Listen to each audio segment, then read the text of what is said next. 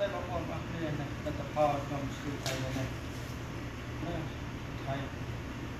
ធំជាងស្ទូនតែពីចូល10គីឡូជាងបងប្អូនបានច្រើនណាស់បានថៃ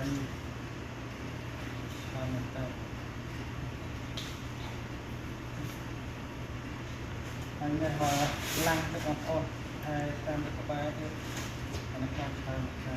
តែខ្វល់ណាស់បងប្អូនហ្នឹងតែចោលច្រើនតែយកតាមពីហើយជិត10គីឡូតែចោលច្រើនតែអមនឹងរួចហើយមានច្រើនតែចូលទៅណាបងប្អូនហើយគឺលើកចំក្រោយដាច់ចេញមកទៅណាស្ទូរីប៉ុណ្ណឹងទៀតតែហូបវត្តខាងបងប្អូន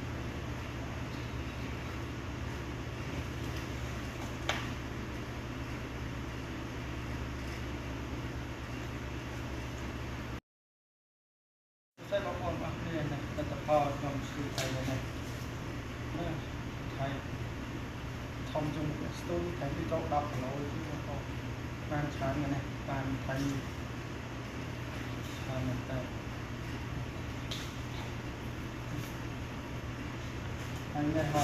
ឡើងទៅបងប្អូនហើយតាមទៅក្បែរទៀតអានេះខាងច្រើនតែខ្វល់ណាស់បងប្អូនហ្នឹងតែចោលច្រើនតែយកតាមពីហើយជិត10គីឡូតែចោលច្រើនតែអមនឹងរួចហើយមានច្រើនតែចូលទៅណាបងប្អូនហើយគឺលើកចំក្រោយដាច់ចេញមកទៅណាស្ទូរីប៉ុណ្ណឹងទៀតតែហូបវត្តខាង